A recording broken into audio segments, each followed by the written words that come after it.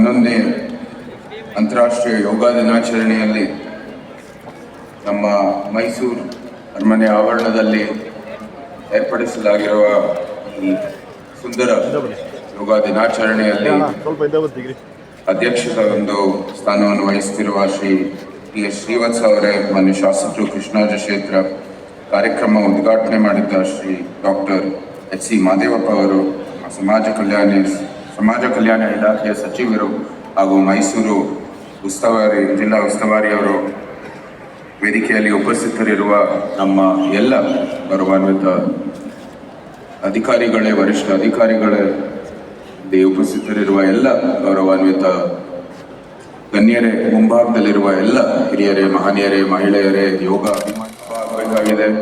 ಇದು ನಮ್ಮ soft power ಆಗಿದೆ. ಅದನ್ನ ಬಳಸಬೇಕಾಗಿರೋ ದೃಷ್ಟಿಯಲ್ಲಿ ಪ್ರಧಾನಮಂತ್ರಿ ಅವರು ಈ ಒಂದು ಅಂತಾರಾಷ್ಟ್ರೀಯ ಯೋಗ ದಿನಾಚರಣೆ ಹಾಗೂ UN ಮಟ್ಟದಲ್ಲೂ ಕೂಡ ಇದು ಗುರುತಿಸಲಾಗಿರ್ತಕ್ಕಂಥದ್ದು ಎಲ್ಲರಿಗೂ ಹೆಮ್ಮೆಯ ವಿಚಾರ. ಸಮಸ್ತ ಭಾರತೀಯರಿಗೆ ಇದು ಹೆಮ್ಮೆಯ ವಿಚಾರ.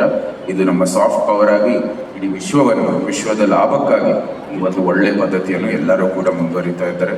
ಎಲ್ಲರಿಗೂ ಕೂಡ ಬಹಳ ಸಂತೋಷವಾದಂಥ ವಿಚಾರ. ಒಂದು ಪದ್ಧತಿ ತಾವೇ ಒಂದು ಪ್ರಾರಂಭ ಮಾಡೋ ಮೂಲಕ ಎಷ್ಟೋ ಸಕಾರಾತ್ಮಕವಾದಂಥ ಒಂದು ಕೆಲಸ ಆಗುತ್ತೆ, ಸಕಾರಾತ್ಮಕವಾದಂಥ ಬೆಳವಣಿಗೆಗಳು ನೀವು ನೋಡ್ಬೋದು. ಅದಕ್ಕಾಗಿ ನಾವೆಲ್ಲರೂ ಈ ಪದ್ಧತಿಯನ್ನು ನಮ್ಮ ಜೀವನದಲ್ಲಿ ನಾವು ಅನುಸರಿಸಬೇಕಾಗಿದೆ. ಇದರ ಮೂಲಕ ಒಂದು ಆರೋಗ್ಯಕರ ಸಮಾಜ, ಒಂದು ಆಧ್ಯಾತ್ಮಿಕ ಸಮಾಜ, ಒಂದು ಆದರ್ಶಪೂರ್ವಕವಾದಂಥ ಸಮಾಜ ನಿರ್ಮಾಣ ಮಾಡಬಹುದು. ಸೊ ಈ ನಿಟ್ಟಿನಲ್ಲಿ ನಾವು ಎಲ್ಲರೂ ಮುಂದುವರಿಯೋಣ ಅಂತ ಹೇಳ್ತಾ, ಈ ವೇದಿಕೆಯನ್ನು ಜಾಸ್ತಿ ಮಾತಾಡುವಂಥದ್ದು ಅವಕಾಶ ಅಲ್ಲ. ನಾವು ಬಂದಿರೋದಿಲ್ಲ ಯೋಗ ಮಾಡೋದಕ್ಕೆ. ಅದಕ್ಕಾಗಿ ಆದಷ್ಟು ಶೀಘ್ರದಲ್ಲಿ ನಾವು ಮುಗಿತೀವಿ. ಮತ್ತೊಮ್ಮೆ ನಮ್ಮ ಜಿಲ್ಲಾ ಉಸ್ತುವಾರಿಯರಿರ್ಬೋದು, ಅಧ್ಯಕ್ಷರಾಗಿರುವಂಥ ಶ್ರೀವತ್ಸ ಅವರಿಗೆ, ಮತ್ತೆ ಇಲ್ಲಿ ಇರುವಂಥದ್ದು ಎಲ್ಲ ಗೌರವಾನ್ವಿತ ಗಣ್ಯರಿಗೆ ನನ್ನ ಅಭಿನಂದನೆಗಳು. ಸಮಸ್ತ ಭಾರತೀಯರಿಗೆ, ವಿಶೇಷವಾಗಿ ಇಲ್ಲಿ ಉಪಸ್ಥಿತರಿರುವ ಎಲ್ಲ ನಮ್ಮ ಯೋಗ ಅಭಿಮಾನಿಗಳಿಗೆ ಯೋಗ ದಿನದ ಶುಭಾಶಯಗಳನ್ನು ಸಲ್ಲಿಸುತ್ತಾ ಜೈ ಹಿಂದ್, ಜೈ ಕರ್ನಾಟಕ.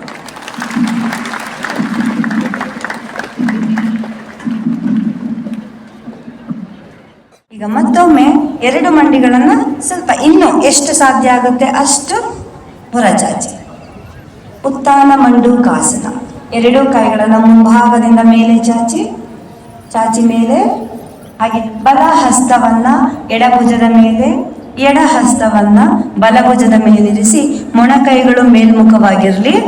ಉಸಿರಾಟ ಸಹಜವಾಗಿರಲಿ. ಎಲ್ಲರೂ ಮುಂದೆ ನೋಡಿ.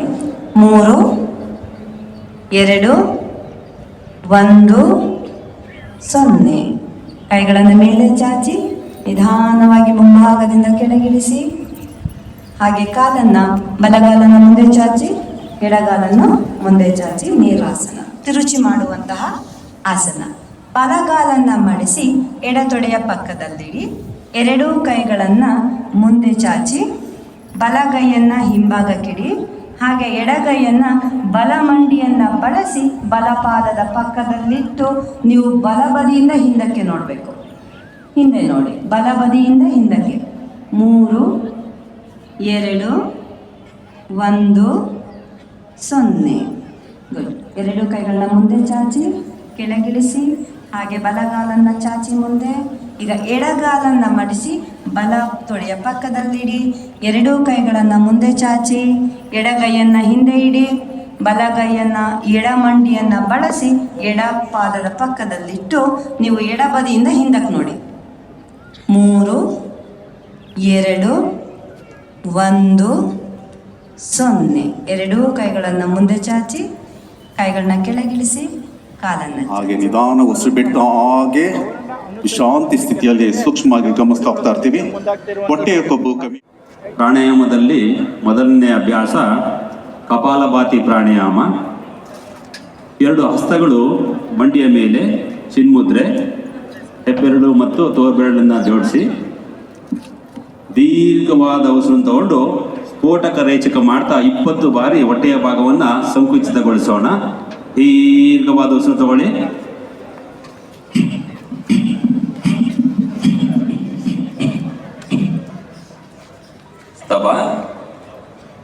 ದೇಹದಲ್ಲಿ ಆಗ್ತಾ ಇರುವಂತಹ ಬದಲಾವಣೆಗಳನ್ನು ಸೂಕ್ಷ್ಮವಾಗಿ ಗಮನಿಸಿ. ನಮಗೆ ತಕ್ಷಣಕ್ಕೆ ಉಸಿರಾಟದ ಅವಶ್ಯಕತೆ ಕಂಡು ಬರ್ತಾ ಇಲ್ಲ. ಹೆಚ್ಚಿನ ಪ್ರಮಾಣದಲ್ಲಿ ನಮ್ಮ ದೇಹಕ್ಕೆ ಆಮ್ಲಜನಕ ಸರಬರಾಜಾಗಿರುತ್ತೆ. ಆ ಸ್ಥಿತಿಯನ್ನು ಗಮನಿಸ್ತಾ ಅಂತಿಮ ಸುತ್ತು ದೀರ್ಘವಾಗಿ ಉಸಿರು ತಗೊಳ್ಳಿ.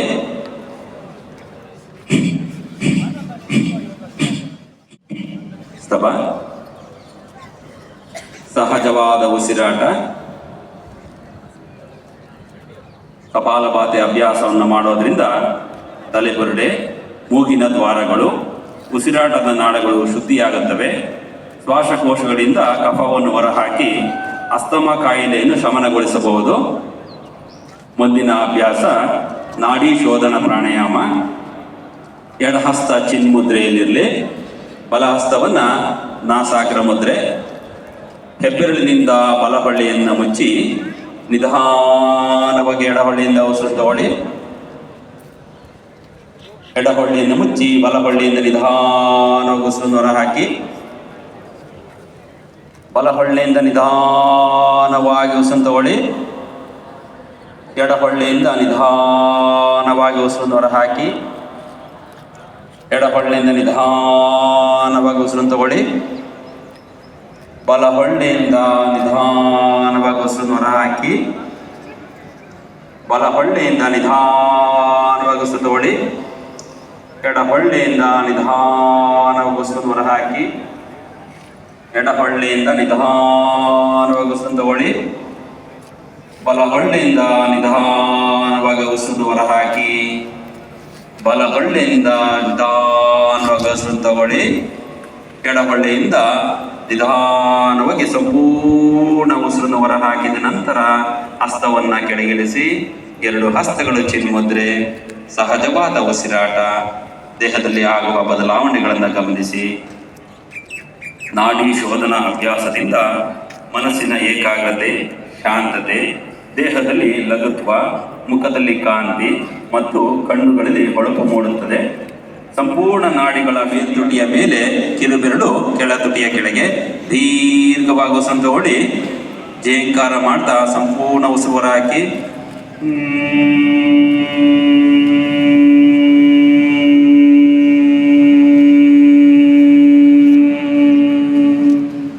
ಎರಡನೆಯ ಸುತ್ತು ದೀರ್ಘವಾಗಿ ಉಸಿರು ತಗೊಳ್ಳಿ.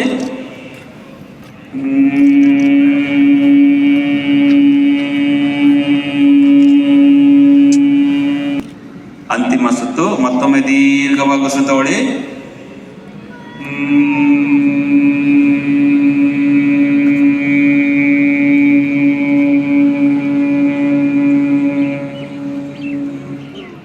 ನಿಧಾನವಾಗಿ ಎರಡು ಕೈಗಳನ್ನು ಕೆಳಗಿಳಿಸಿ.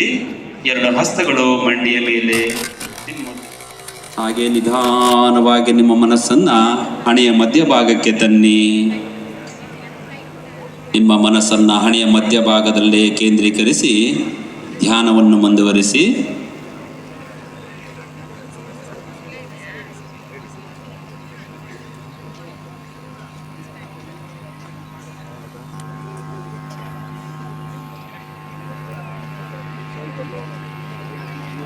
ನಿಧಾನವಾಗಿ ಮನಸ್ಸನ್ನು ಮತ್ತೆ ರಿಪೀಟ್ ಮಾಡಿ. ನನ್ನನ್ನು ನಾನು ಆರೋಗ್ಯವಂತ, ಶಾಂತಿಯುತ, ಸಂತೋಷಭರಿತ ಮತ್ತು ಪ್ರೀತಿಸುವ ಮಾನವನನ್ನಾಗಿಸಿಕೊಳ್ಳಲು ನಾನು ನನ್ನ ಎಲ್ಲ ಕಾರ್ಯಗಳ ಮೂಲಕ ನನ್ನ ಸುತ್ತ ಶಾಂತಿಯುತ ಮತ್ತು ಆಹ್ಲಾದಕರ ವಾತಾವರಣವನ್ನು ಸೃಷ್ಟಿಸಲು ಶ್ರಮಿಸುತ್ತೇನೆ. ಈಗಿರುವ ನನ್ನತನದ ಸಂಕೋಲೆಗಳನ್ನು ಮುರಿದು ಇಡೀ ಜಗತ್ತನ್ನು ನನ್ನದಾಗಿಸಿಕೊಳ್ಳುತ್ತೇನೆ. ನನ್ನ ಸಹಬಾಳ್ವೆ ಜೀವನವನ್ನು ಇತರರ ಜೀವನಗಳೊಂದಿಗೆ ಗುರುತಿಸಿಕೊಳ್ಳುತ್ತೇನೆ ಮತ್ತು ಎಲ್ಲೆಡೆಯಲ್ಲಿಯೂ ಒಗ್ಗಟ್ಟಾಗಿರಲು ಪ್ರಯತ್ನಿಸುತ್ತೇನೆ. ಶಿಕ್ಷಕರಾಗಿ ಶ್ರೀಯುತ ಅನಂತ್ ಅವರು ಈ ಒಂದು ಸಮ್ಮೇಳನ ಸರ್ವಾಧ್ಯಕ್ಷರಾಗಿ ಪ್ರೊಫೆಸರ್ ರಾಮಚಂದ್ರ ಜಿ ಭಟ್ ಕೋಟೆಮನೆ ಅವರು ನಡೆಸ್ಕೊಡ್ತಾರೆ. ಮತ್ತೆ